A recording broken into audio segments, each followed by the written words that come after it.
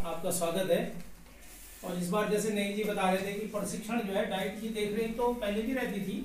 Diet एक academic संस्था है और आप ही लोगों के साथ के लिए बनी हुई संस्था है, लेकिन इस बार जो है पूरा जिम्मा उन्होंने जो है SCRT और डाइट को दे दिया, यानी कि जनपद स्तर पर जो कुछ हो रहा है, यहाँ तक कि बजट की व्यवस्था भी, वो सब सारा पैसा जो है हमारे मार्फत जो है विकास खंडों को दिया जा रहा है, फिर वहाँ से उसका हिसाब लिया जा रहा है। हम उसमें भी इन्वॉल्व हैं, मतलब पूरे मैनेजमेंट सिस्टम में। एकेडमी के मॉड्यूल ये कैप्सूल बना है, जो भी साहित्य तैयार हुआ है इससे रिलेटेड, वो जो है डाइट पर भी तैयार हुआ है और राज्य स्तर पर भी उसका कुछ हिस्सा तैयार हुआ है।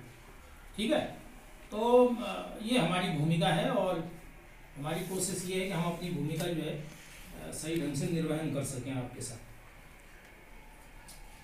तो एक तो ये प्रश्न किया था किसी ने कि इसको कैप्सूल क्यों कहा जा रहा है साहब, आपके मन में भी कुछ ऐसी शंका कोई? तो कैप्सूल जानना चाहेंगे। हाँ, कैप्सूल आप जानना चाहिए। कैप्सूल जो है एक तो नाम भर है, शॉर्ट नाम, जैसे पहले मॉड्यूल का कैप्सूल का, अल्टीमेटली ये ट्रेनिंग जो साहित्य होता है, प्रशिक्षण साहित्य, उसको थोड़ा इफेक्टिव करने के लिए नाम दिए जाते हैं ना, क्योंकि नाम के पीछे कुछ ना कुछ तो खैर छिपा होता है, ऐसी बात भी नहीं है। कैप्सूल छोटे होते हैं, कॉम्पैक्ट होते हैं और असर जल्दी करते हैं, ये बताया गया कि बट टैबलेट देने से कैप्सूल ज़्यादा जल्दी खुलता है, तो वो आपके ब्लड में जल्दी जो है उसका, तो इसको भी आप उसी नज़रिए से देखिए कि इस बार जो प्रशिक्षण का साहित्य तैयार किया गया है, दैट इज़ द जो ट्रेनिंग लिटरेचर है, ट्रेनिंग मॉड्यूल ही समझिए उसको, मॉड्यूल तो जनरल नाम है, उसे कैप्सूल इसलिए कहा गया कि वो बहुत ज़्यादा ना हो, आपको ये ना लगे कि साहब इसमें बहुत ज़्यादा पढ़ाना है किसी ने, तो थोड़ा सा वो जो एक उकताहट होती है जो कई सालों से कि प्रशिक्षण साहब एक ही ढर्रे पे चल रहे हैं, इसमें यही सब रहता है, एक तो उसको कम करने के लिए इस बार कुछ है नहीं, केवल एक फॉर्मेट जैसा कुछ है जो आप ये जो देख रहे होंगे चार्ट वार्ड में बना हुआ है ना। इफेक्टिव लेसन प्लान बनाने का एक फॉर्मेट है और उसमें बहुत कम हल्के फुल्के दिशा निर्देश है, एक इफेक्टिव कार्य योजना कैसे तैयार की जाए कक्ष के लिए, तो बस। और उसमें कुछ उदाहरण के तौर पर हमने उसके पीछे जो है कुछ अच्छे एक आध प्लान जो वहाँ बने थे हमारे यहाँ, उनको एज सच बच्चा जो लड़ रहा है समझ में रहा है, जैसे फार्मेसी में होता है, फार्मेसी जिसने की होगी, फार्मेसी वाले करते क्या है कि वो पूरे स्पेलिंग लड़ देते हैं, बस अगर एक स्पेलिंग गलत होगी तो बेकार होगी, वो दवाई बेकार होगी, है ना, इसलिए वहाँ रटन ही करेगा। अब जब तक रटे नहीं, क्योंकि हमारे पास इंग्लिश इतनी जो है प्रखर तो है नहीं, इसलिए वहाँ रटना जरूरी है।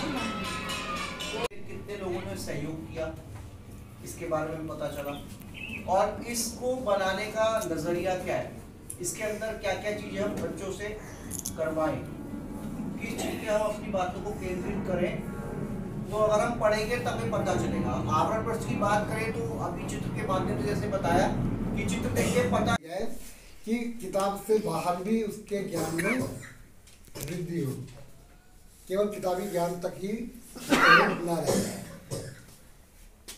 Nurturing and overriding identity informed by caring, हमारे देश के कानून और उसके हिसाब से उनमें ही मॉरल वैल्यूज में उसकी बढ़ोतरी हो और वो नॉलेज उसको मिलना चाहिए।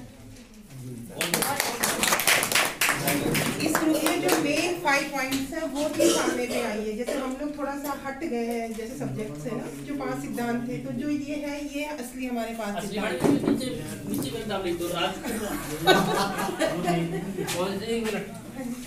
जब मेन आ गए आपको हिंदी में लिख के देंगे, कोई भाई इसको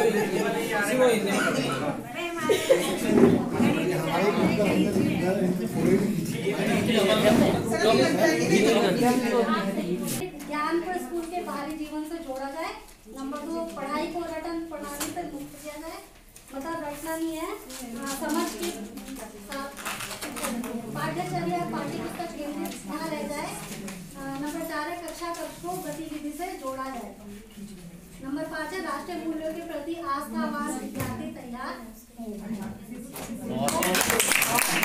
इसमें था ना था कि हमको अपेक्षाएं क्या, हमारी क्या अपेक्षाएं है किसी भी लैंग्वेज से, तो क्या एक्सपेक्टेशन है कि ये child friendly and easy way of learning.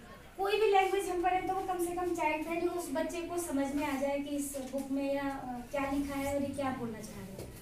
Third है उसका कंटेंट कैसा है, उसका एक्टिविटी बेस्ड है, सभी बुक्स में लगभग एक्टिविटी बेस्ड है और इंटरेस्टिंग है, क्योंकि किताबें सारी बहुत कलर्ड हैं और पिक्चर्स बने हैं तो बहुत अट्रैक्ट करते हैं बच्चों को ना। उसका थीम क्या है, इसका चाइल्ड सेंटर्ड है, सभी बुक्स का थीम ही चाइल्ड सेंटर्ड है।